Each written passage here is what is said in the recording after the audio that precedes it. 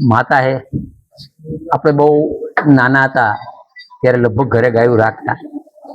આપણા ગઈઢા બધા ઘરના માટે ભાખરી રોટલા બનાવતા, એક ગાય માટે બનાવતા, એક કૂતરા માટે બનાવતા. એટલે સંસ્કાર છે, જરૂરી છે.